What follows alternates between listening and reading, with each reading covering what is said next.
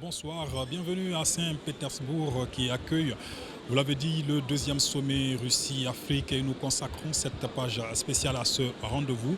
Ce matin donc, le président de la transition a prononcé son discours en séance plénière. Colonel Assimi Goïta a déclaré que la Russie a su prouver dans les moments difficiles son statut de partenaire traditionnel du Mali, tant par sa fiabilité que par son dynamisme, tout en respectant notre souveraineté.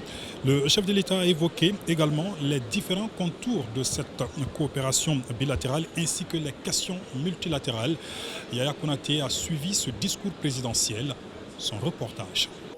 Une amitié de longue date basée sur la sincérité et le respect mutuel. C'est l'appréciation que fait le président de la transition, le colonel Assimi Goïta, des relations qu'entretiennent l'Afrique et la Fédération de Russie.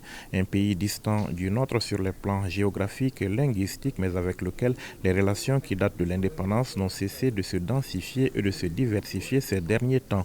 Une démarche des autorités de la transition à laquelle souscrivent les Maliens. Malgré la situation géopolitique et la conjoncture mondiale, il est évident, et cela est bien un constat, que le peuple malien est fortement mobilisé aux côtés des autorités de la transition, dont l'objectif est de construire et de consolider dans la durée un partenariat stratégique gagnant-gagnant entre le Mali et la Fédération de Russie pour le bonheur de nos deux peuples.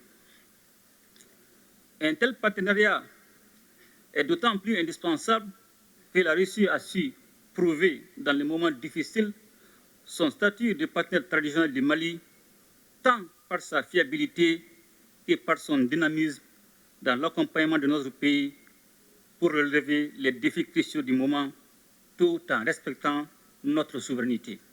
Pour protéger nos compatriotes et défendre le pays après l'échec des forces internationales, les autorités maliennes ont fait le choix, selon le président de la transition, de restaurer la paix, la stabilité et la sécurité, conditions de tout développement. C'est dans ce cadre qu'un partenariat militaire a été noué avec la Russie, un partenariat dont le chef de l'État salue la fiabilité. Ce choix stratégique intervient après une décennie de présence des forces internationales sans résultat tangible et dont le schéma consistait à entretenir la menace sur notre territoire et nous maintenir dans la dépendance. C'est pourquoi, dans le cadre du renforcement des capacités opérationnelles des forces de défense et de sécurité, le Mali a noué avec la Russie un partenariat militaire dont je tiens à saluer la fiabilité.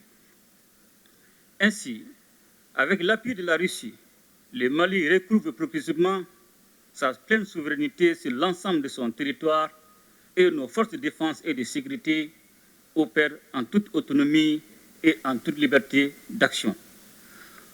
Aussi voudrais-je, Monsieur le Président, vous renouveler ma profonde gratitude pour l'appui de votre gouvernement sous votre impulsion qui a permis à mon pays de connaître des avancées significatives dans le cadre de la lutte contre le terrorisme. La coopération entre le Mali et la Russie, basée sur des valeurs historiques partagées, va cependant bien au-delà du domaine militaire. Elle concerne aussi le renforcement des capacités des ressources humaines, les relations économiques et commerciales, avec aujourd'hui de nouvelles perspectives suite à la tenue du Forum économique et humanitaire. Aujourd'hui plus que jamais, les destins des peuples africains et russes sont liés. Cette interdépendance exige une réponse collective et appropriée aux défis auxquels nous devons ensemble faire face. Sans cette cohésion, l'affirmation de la souveraineté pleine et entière de nos États, la lutte contre le terrorisme et la pauvreté, de même que la promotion des droits et des libertés, ne peuvent être conduites efficacement. Mais la crise multidimensionnelle au Sahel, née d'une intervention militaire de l'OTAN, a rendu plus vulnérables, selon le président de la transition, des populations déjà exposées à de nombreuses difficultés. Et le chef de l'État de plaider pour un règlement pacifique de la crise en Ukraine, tout en remerciant les partenaires qui contribuent à renforcer la résilience de nos populations. Aussi voudrais-je, Monsieur le Président, encourager la reprise des discussions relatives à la conclusion d'un accord international juste et équitable permettant l'exportation des céréales à destination du continent africain. S'agissant du différend qui oppose la Russie à l'Ukraine, le Mali invite les médiations internationales à plus d'ouverture et de pragmatisme en vue de poursuivre et renforcer les efforts pour un règlement pacifique de la crise. Le président Goïta n'a pas manqué par ailleurs de réaffirmer son attachement à la coopération internationale, au multilatéralisme et à un ordre international fondé sur des règles justes et équitables. Il est donc primordial que tous les membres des Nations Unies respectent les valeurs et principes fondamentaux du droit international et agissent de manière à protéger et faire respecter la Charte des Nations Unies. C'est la raison pour laquelle le Mali soutient l'initiative de la Russie, appelant à un nouveau consensus pour défendre les buts et principes de la Charte. La multiplication des crises et des conflits en dépit de l'implication de la communauté internationale plaide en faveur d'une nouvelle architecture de la sécurité internationale et passera forcément par une réforme du Conseil de sécurité de l'ONU. Notre organisation commune doit s'adapter au monde multipolaire afin de conserver toute sa crédibilité. L'instrumentalisation et la politisation de la question des droits de l'homme doivent cesser, de même que le système deux poids, deux mesures. Face à la récession économique mondiale annoncée, le chef de l'État dit fonder beaucoup d'espoir sur les BRICS. Les BRICS constituent un réel espoir de soustraire nos pays d'un ordre international fondé sur la domination et la marginalisation.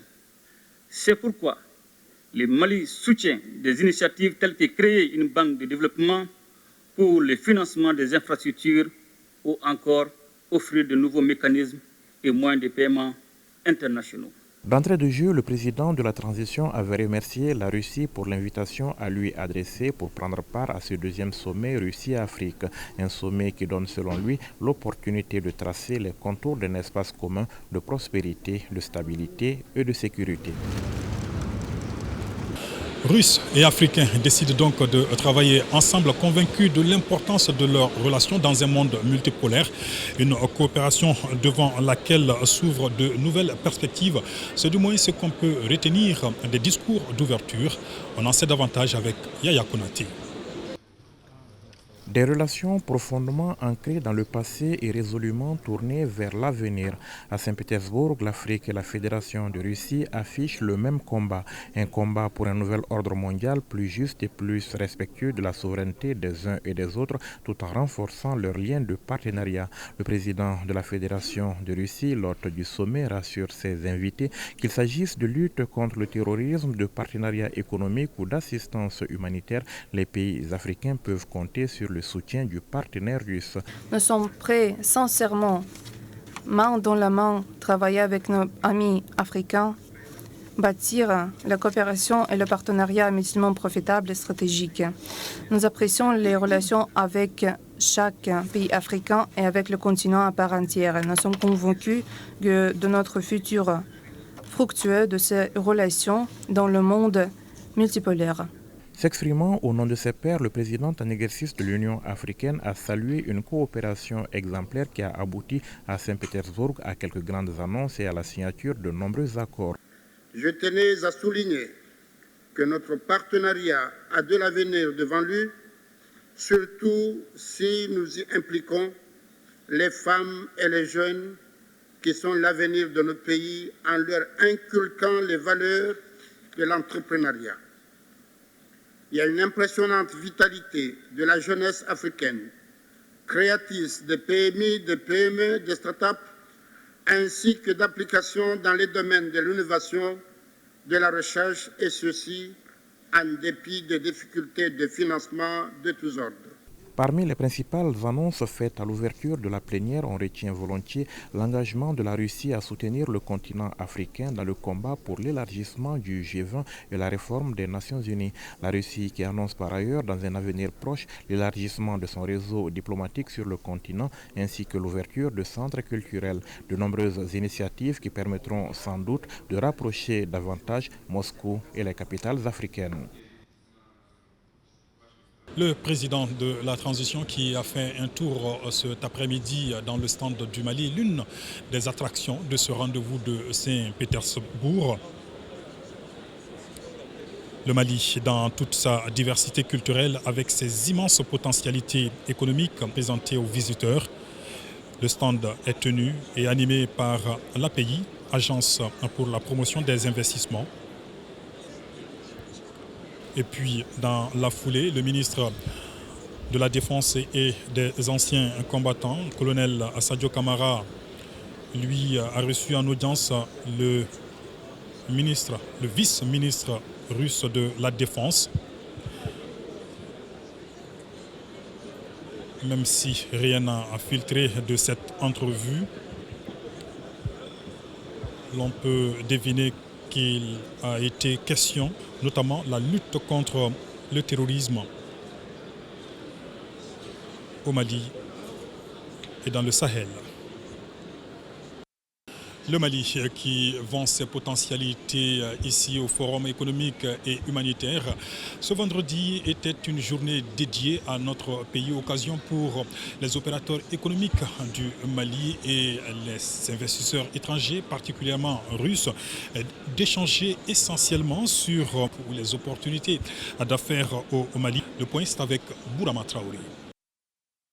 Au deuxième sommet économique et humanitaire Russie-Afrique, le Mali mène une opération de séduction. À travers une journée, le potentiel du pays est expliqué aux investisseurs russes avec comme but les inciter à faire le pari du Mali. Et c'est le ministre en charge des Finances, Alousséni Sanou, qui est le chef d'orchestre. Le Mali regorge de beaucoup de potentialités. Nous avons deux fleuves, plus de 2000 et quelques kilomètres d'eau. Nous avons le soleil, nous avons la terre, et ça c'est des éléments extrêmement importants. Nous avons beaucoup de minéraux, le pétrole, le lithium, l'uranium, les terres rares, etc. Donc nous envisageons aujourd'hui, dans le cadre de cette transition, de lancer les bases des Mali émergents. Avec son statut de puissance agricole africaine, le Mali a certainement de quoi vendre aux investisseurs étrangers, notamment russes, avec à la clé des centaines de terres encore non exploitées. Le potentiel agricole malien se chiffre à peu près à 45 millions d'hectares de terres agricoles. C'est extrêmement important, dont 2,5 millions de terres arables, aménageables et irrigables. Donc, il y a de la place pour ceux qui veulent investir dans l'industrie. Outre ce potentiel agricole disponible, le Mali s'engage à sécuriser les investissements des partenaires et bien d'autres avantages. Le Mali autorise à chaque investisseur à rapatrier son bénéfice entièrement.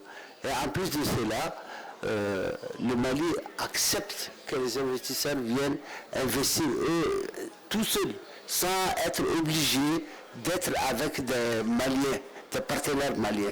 En marge de la journée du Mali, l'Agence pour la promotion des investissements a conclu un partenariat avec la Fondation russe Roscongress, organisatrice du deuxième sommet Russie-Afrique. Un début de collaboration entre les deux structures pour booster les investissements étrangers dans notre pays. C'est très important pour le Mali parce qu'il permettra d'augmenter l'investissement direct étranger. L'idée, si l'investissement direct étranger augmente, ça veut dire que le PIB, le produit intérieur brut, va augmenter, la croissance va augmenter, l'emploi va augmenter. Par cet acte, les secteurs privés maliens et russes veulent s'inscrire dans la dynamique des pouvoirs publics, celle de donner plus de poids à l'axe Bamako-Moscou. Vous l'aurez remarqué, plusieurs opérateurs économiques maliens ont effectué le déplacement de Saint-Pétersbourg. Ils entendent développer avec le secteur privé russe un partenariat économique encore plus dynamique. Déjà, plusieurs opérateurs économiques maliens affichent leur satisfaction ici. Je vous propose de les écouter. C'est extrêmement important de présenter le potentiel malien, surtout en temps de crise céréalière, pour dire que le Mali est une destination qui est la solution à ce problème de crise céréalière. Le Mali, le potentiel agricole malien, il était vraiment important que nos partenaires russes et de cette partie du monde sachent qu'on peut produire les céréales au Mali pour la sous-région et pour l'Afrique. Au-delà de céréales, nous avons un cheptel extrêmement important, deuxième de la CEDEAO, premier de l'UMOA, et il faut qu'on travaille à la valeur ajoutée de ce cheptel. Déjà, naturellement, le Mali est fournisseur de protéines d'origine animale et végétale dans la sous-région. Mais on a demandé aux investisseurs russes de venir au Mali, de venir voir de leurs yeux le potentiel qui est là, les terres agricoles, la jeunesse qui est prête à travailler, l'eau, le soleil, pour que nous transformons, nous créons quelque chose pour que le Mali atteigne la plénitude de sa vocation qui est de nourrir l'Afrique. Nous voulons renforcer un partenariat déjà existant. Nous collaborons avec une organisation dans ce sens. Nous sommes très optimistes. Ça ira, Inch'Allah.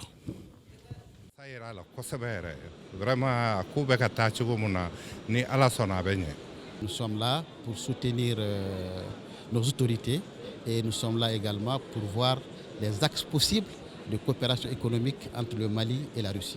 On a rencontré des opérateurs économiques russes dans plusieurs domaines d'activité, en particulier dans le domaine de l'énergie et aussi dans le domaine minier et dans le domaine de l'agro-industrie. Nous pensons que très rapidement, nous allons continuer la concertation entre nous, opérateurs économiques maliens, et ici et au Mali au retour, pour que vraiment on puisse capitaliser cette nouvelle relation entre nos deux pays. Là où nous pensons que la Russie était, il est plus que là. On veut assurer les chargeurs que vraiment il y a toutes les possibilités de venir ici. La Russie, tout ce qu'on veut dans le cadre du développement économique, ils sont prêts à nous fournir. L'enseignement aussi ne sera pas défaut. En marge de ce forum, le Mali a signé plusieurs accords avec la Russie. Le premier document paraphé ce matin est un mémorandum d'entente entre le ministère de l'Industrie et du Commerce et le ministère russe du Développement économique. C'est un accord qui vise la promotion des échanges commerciaux entre les deux pays ainsi que l'instauration d'un mécanisme d'information, notamment dans le domaine économique. Deux autres mémorandums d'entente ont été signés entre le ministère de l'Enseignement supérieur et de la Recherche scientifique et le ministère russe des Sciences et de l'Enseignement supérieur. Ces accords visent le renforcement de la coopération au niveau de l'enseignement supérieur. Le but est aussi de développer la consolidation des rapports dans le domaine des activités scientifiques, technologiques et de l'innovation. Voilà, Fouzeni Tounkara, ce qu'on pouvait retenir dans cette page spéciale consacrée au deuxième sommet Russie-Afrique.